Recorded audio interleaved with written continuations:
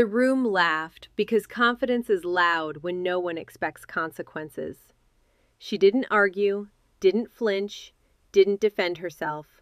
She simply closed her laptop as if the meeting had already ended. Then one quiet message arrived, and every confident smile suddenly looked borrowed. The executive conference room had been designed to make confidence feel inevitable. Floor-to-ceiling windows overlooked the city, morning sunlight washed over polished oak and chrome, and every chair around the long table seemed positioned to remind its occupant of status. It was the quarterly all-hands meeting, the kind where department heads rehearsed certainty more carefully than numbers. Emily sat halfway down the table with her laptop open to the compliance review for Project Meridian.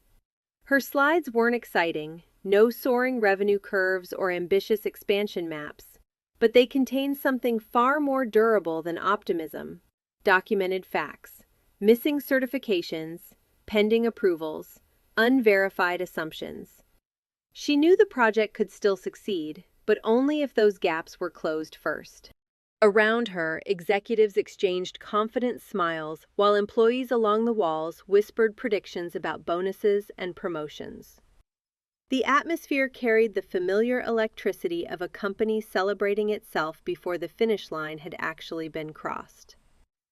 When Emily calmly explained that several regulatory requirements remained incomplete and recommended delaying final approval until every document was properly verified, the room didn't react with concern. It reacted with impatience. The CFO leaned back with an amused smile that spread across the table faster than any spreadsheet ever could. To him, procedures were obstacles for cautious people, and caution was weakness. He interrupted before she finished her sentence, dismissing her concerns as unnecessary bureaucracy wrapped in corporate vocabulary. "We've heard enough about paperwork," he said, his voice carrying effortlessly through the room. "Our company wasn't built by people afraid of checklists." A few executives chuckled immediately, while others joined only after glancing around to see whether laughing was the safer option. Emily didn't argue. She simply repeated that the issue wasn't fear but compliance, and that documented procedures existed to protect both the company and its leadership. The answer only encouraged him. Rising from his chair with theatrical confidence, he walked toward the presentation screen as though stepping onto a stage. Then, with a grin that invited the room to participate, he turned toward the audience and gestured at Emily. "Everyone look at her," he said. "This is what failure looks like." Nervous laughter filled the silence. It wasn't loud or joyful. It was cautious, uncertain laughter from people instinctively protecting their own place in the hierarchy. Emily slowly looked around the room. Several coworkers lowered their eyes. A few forced smiles they clearly didn't believe. No one defended her.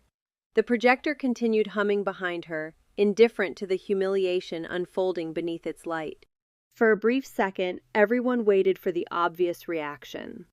They expected anger, embarrassment, maybe an emotional argument that would justify the spectacle.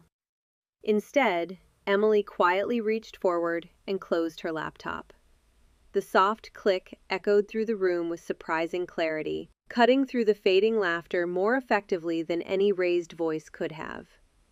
She gathered her notebook with deliberate precision, aligning the edges as carefully as she organized every project file under her responsibility. "Understood," she said simply. 2 calm syllables, spoken without resentment or surrender. The response unsettled several people more than a confrontation would have. There was something strangely immovable about a person who refused to perform humiliation for an audience. The CFO mistook her silence for defeat, smiled with renewed confidence, and waved for the presentation to continue. Within moments, sales forecasts returned to the screen, expansion targets replaced compliance charts, and the meeting carried on as though nothing unusual had happened. Yet beneath the polished routine, an invisible crack had formed. Some people felt it immediately, though none of them could explain why. Emily left the conference room at her usual pace, neither rushing nor lingering. Outside, the office remained wrapped in its ordinary rhythm, Phones ringing, printers humming, conversations flowing between glass-walled meeting rooms, the aroma of fresh coffee drifting through the corridors. Everything looked exactly as it had an hour earlier, yet the building somehow felt colder.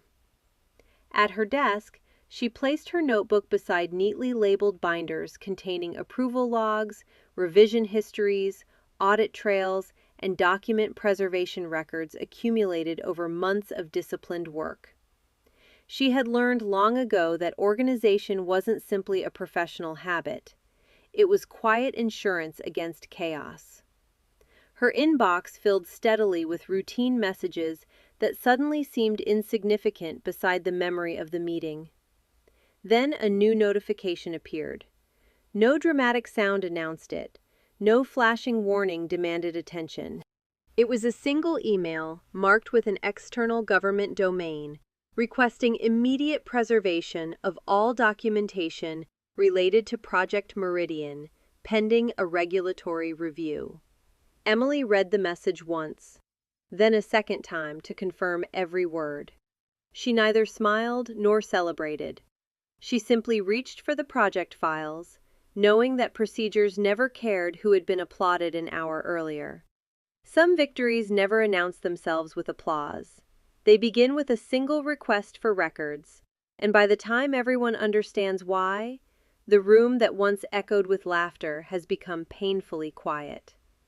The email arrived with none of the drama people imagined such moments should carry. There were no flashing warnings, no urgent phone calls, no executives racing through the corridors. Just a formally worded notice from the regulator requesting immediate access to documentation related to Project Meridian and instructing the company to preserve every relevant record until further notice. Emily read the message carefully before forwarding it to the General Counsel and the compliance mailbox, exactly as procedure required. Then she printed a copy, placed it inside the project binder, and continued working with the same steady rhythm she had maintained all morning. Around her, however, the atmosphere began to shift almost imperceptibly. A legal assistant hurried past with a folder held tighter than usual. The head of internal audit quietly walked into the general counsel's office without greeting anyone. Conversations that normally floated across the open office disappeared one by one, replaced by the cautious silence that settles over a workplace whenever uncertainty enters wearing an official seal. People who had laughed only an hour earlier now refreshed their inboxes more often than their spreadsheets, sensing that something invisible had entered the building and that titles alone might not be enough to keep it away. The CFO learned about the notice minutes later. His confident stride carried him straight toward the executive offices. But employees noticed something different this time. He was smiling. Yet the smile seemed to arrive a fraction of a second too late, as though he were consciously putting it on before anyone could see the hesitation underneath. Inside the leadership conference room, voices remained low behind the closed glass walls. No one could hear the discussion, but everyone could read the body language. The general counsel spoke very little and spent most of the meeting reviewing printed pages. The chief risk officer asked several questions without raising his voice. Someone from information technology joined, carrying a laptop instead of presentation slides. When the meeting finally ended, there was no triumphant energy, no confident laughter echoing into the hallway. Instead, department heads returned to their offices with unusually serious expressions. A short company-wide instruction followed before lunchtime. All Project Meridian records, emails, messages, drafts, approvals, financial models, and supporting documents were to be preserved immediately. Nothing was to be altered, deleted, or replaced. It was a routine compliance instruction on paper, but everyone understood the deeper message. Procedure had just become more powerful than position. Emily received a call from legal asking her to walk through the project timeline. She entered the room carrying only her laptop and the same binder she had prepared weeks earlier, each section divided by dated tabs, approval logs, revision histories, and documented decisions. She answered every question directly, never adding unnecessary commentary and never speculating beyond what the records showed. Whenever a date was mentioned, she opened the corresponding file within seconds. Whenever someone asked who approved a change, she pointed to the documented authorization instead of offering an opinion. The attorneys exchanged brief glances that revealed more than compliments ever could. They weren't impressed by confidence. They were reassured by consistency. Facts connected cleanly, timestamps aligned. Every version had been preserved exactly as policy required. Emily's calm professionalism quietly transformed the mood inside the room. Outside those walls, rumors were already spreading through the office. Some employees insisted the review would end in days. Others whispered that executives were searching old emails. Nobody actually knew the truth, yet uncertainty expanded through the building faster than any official announcement. The elevators felt quieter, casual jokes disappeared from the break room, and even ordinary meetings began with longer pauses than usual. Late that afternoon, another instruction arrived from legal. It contained only a few lines, but every employee working on the project received the same unmistakable reminder: preserve all documents, suspend routine deletion schedules, and direct every external inquiry to the legal department. Emily closed the email without emotion and returned to organizing the remaining files, while somewhere else in the building, several executives suddenly began searching for documents they hadn't looked at in months. The office itself seemed unchanged. The sunlight still reflected from the glass walls, keyboards still clicked, coffee machines still hissed, but beneath that familiar surface, the balance of power had begun shifting towards something no title could influence: an unbroken chain of documented facts. And before the day was over, one unexpected discovery would make everyone wish they had treated those records with far more respect. Follow the channel if you want to see how facts can speak louder than authority, and let me know below, have you ever watched confidence disappear the moment the paperwork came out? The following morning, the office looked exactly as it always had, yet no one behaved as though it were an ordinary Tuesday. Conversations stopped the moment an executive appeared, then resumed in quieter voices once the hallway cleared. People who usually joked over coffee now kept one eye on their inboxes, waiting for the next instruction from legal or compliance. Even the familiar rhythm of keyboards sounded different, as if every keystroke carried a little more weight than it had the day before. Emily arrived at her desk a few minutes early, greeted the receptionist with her usual smile, and continued reviewing Project Meridian's documentation. She wasn't searching for mistakes or building a case against anyone. She was simply confirming that every approval, every revision, and every communication remained exactly where company policy required it to be. Around mid-morning, internal audit requested access to her records, and within minutes she provided a complete, indexed archive. There was no frantic searching through folders, no vague promises to find the latest version later. Everything had been preserved in chronological order, with timestamps that fit together like pieces of a carefully assembled puzzle. The auditors thanked her with quiet professionalism, but one of them paused before leaving and glanced back at the shelves filled with neatly labeled binders. It was the kind of look reserved for someone who had just realized preparation could be more valuable than influence. Elsewhere in the building, the atmosphere was far less composed. Managers who had barely glanced at compliance reports only days earlier suddenly wanted updates every hour. Email chains multiplied, calendars filled with emergency meetings, and phrases like version history, approval trail, and document retention became the most frequently spoken words on the executive floor. The CFO tried to project the same confidence that had dominated the all-hands meeting, walking briskly through the office with an easy smile and reassuring everyone that regulatory reviews were routine. His voice remained steady, but employees noticed the difference between confidence and certainty. Several times he asked assistants to retrieve files that should already have been organized. More than once he interrupted people to ask whether specific drafts still existed. No one accused him of anything, and no one challenged his authority. But whispers began spreading faster than official updates. They weren't fueled by gossip alone. They were fueled by uncertainty. When leaders suddenly became interested in records they had previously ignored, people naturally started wondering why. By early afternoon, the General Counsel called another meeting, this time with a much smaller group. Emily attended because she had managed the compliance documentation from the beginning of the project. The discussion remained calm, almost clinical.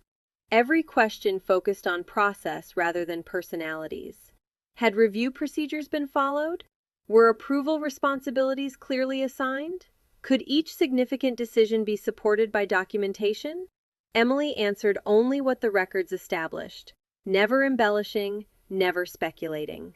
The binder in front of her became the center of the conversation, opened page by page until each answer was supported by a date, a signature, or a preserved email. Then one attorney stopped turning pages. He compared 2 approval logs, opened the digital archive, and quietly requested another document. The room fell noticeably still. Nobody reacted dramatically, yet everyone sensed that something hadn't lined up as expected.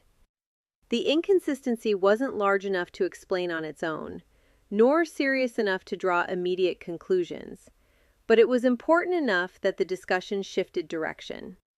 From that moment forward, no one spoke about assumptions. Every statement had to be supported by evidence. When the meeting ended, Emily returned to her desk beneath the warm afternoon light pouring through the glass walls.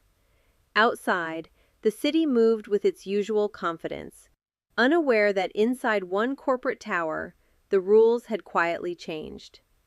Titles still appeared on office doors, executives still occupied the largest offices, and meetings still filled the calendars. Yet none of those things carried the same certainty they had only 24 hours earlier. Somewhere within the growing collection of preserved records lay an answer that procedure, not personality, would eventually uncover. And for the first time since the public humiliation, even the loudest voices in the company seemed reluctant to speak before the documents did. By the end of the week, the office had settled into an uneasy routine that fooled no one. The elevators were still full every morning, meetings still appeared on calendars with reassuring titles, and the espresso machine remained the busiest place on every floor. Yet beneath the familiar rhythm, the building felt as though it were holding its breath. Employees had become careful with every sentence, choosing words the way people choose their footing on thin ice. No one openly discussed the regulatory review anymore, but everyone adjusted their behavior because of it. Conversations ended when members of legal walked past. Laptops were locked the moment someone approached a desk. Even the executives who once dismissed compliance as an administrative inconvenience now asked detailed questions about retention policies and approval procedures. Emily noticed the change without commenting on it. She continued answering requests from internal audit, providing files exactly as they had been stored months earlier. She never added opinions, never reminded anyone that she had warned them, and never mentioned the meeting where she had become the target of public humiliation. Her silence wasn't resignation, it was discipline. Facts, she believed, became stronger when they didn't have to compete with emotion. The pressure inside the executive suite, however, continued to build. The General Counsel requested another series of document reviews, this time comparing project timelines with executive approvals and archived correspondence.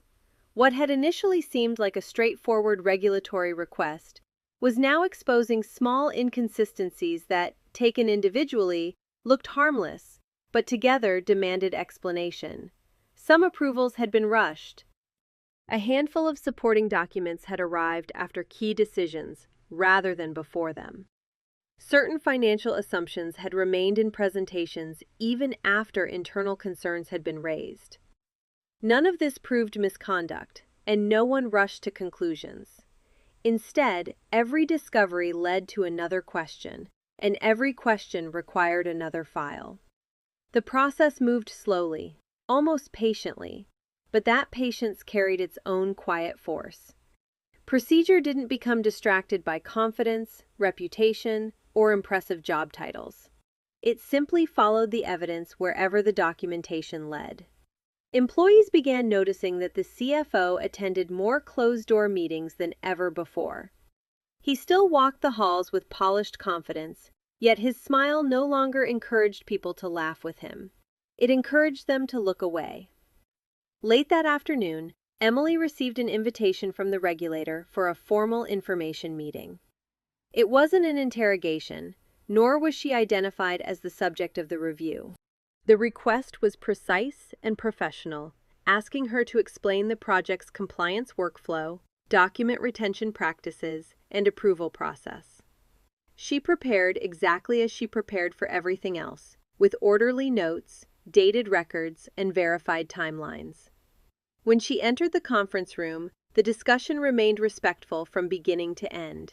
The questions focused on systems rather than individuals, and every answer she provided could be supported immediately by preserved records. One official paused after reviewing the audit trail and remarked that consistent documentation often revealed more than personal recollections ever could. Emily acknowledged the observation with a simple nod. She understood that memory could bend under pressure, but timestamps rarely did. When the meeting concluded, she gathered her binder, thanked everyone for their time, and quietly left the room. No applause followed her into the hallway, no congratulations waited outside the door, yet for the first time in days, she felt something stronger than relief. She felt certainty that she had done her job exactly as it was meant to be done. As evening settled over the city, the office lights reflected against the darkening windows like rows of silent witnesses. Most employees hurried home, eager to leave the growing tension behind until Monday. But a few offices on the executive floor remained illuminated long after sunset. Emily packed her laptop, switched off the light above her desk, and took one last glance at the shelves where every Project Meridian file remained exactly where it belonged. The binders hadn't changed, the documents hadn't changed, and the procedures hadn't changed. What had changed was the company's understanding of their value. Somewhere above her, another meeting was beginning behind closed doors, and this time, nobody entered that room believing confidence alone would be enough. The truth was no longer a matter of opinion, it was becoming a matter of record. And records have a remarkable habit of waiting patiently until someone is finally ready to read them. The following Monday felt unlike any other in the company's recent history. The building looked exactly the same from the outside, glass reflecting the morning sun, employees streaming through the revolving doors with coffee cups in hand, security gates beeping at their usual pace. But something fundamental had changed behind those polished walls. The conversations were quieter, not because people were afraid to speak, but because they had started listening.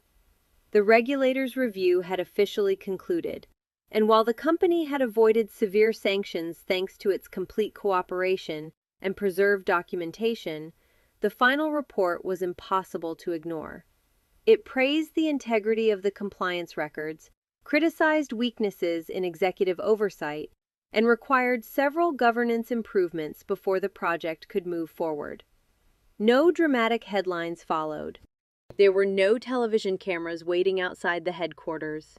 The consequences unfolded the way they usually do in the corporate world, through board meetings, policy revisions, committee decisions, and carefully worded announcements. Yet everyone inside the company understood what those dry documents really meant. Procedure had protected the business when personality could not. Facts had carried more weight than confidence. The lesson reached every department without anyone needing to raise their voice. A company-wide meeting was scheduled later that week. Employees quietly took their seats in the same conference hall where only days earlier Laughter had echoed after the CFO pointed at Emily and invited everyone to see what failure looked like. The room hadn't changed, but the atmosphere had. No one whispered. No one checked their phone beneath the table. The CEO stood before the audience and spoke not about profits or expansion, but about responsibility. He acknowledged that ambition without accountability endangered every success the company hoped to achieve. He announced a strengthened compliance program, mandatory governance training for senior leadership, and a direct reporting channel ensuring that regulatory concerns could never again be dismissed because they were inconvenient. Then, without theatrical praise or sentimental speeches, he thanked the employees whose commitment to procedure had allowed the company to respond honestly and completely when regulators came asking. Every eye in the room instinctively turned toward Emily. This time there was no laughter, no awkward smiles, only a long, respectful silence that said more than applause ever could. Across the room, the CFO remained seated. He had retained neither the certainty nor the influence that once filled the room so effortlessly. The board had accepted his resignation earlier that morning, describing it simply as a leadership transition in the company's official statement.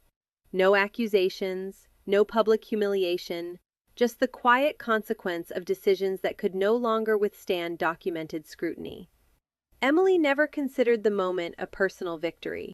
She hadn't spent sleepless nights imagining revenge, and she hadn't waited for anyone to apologize.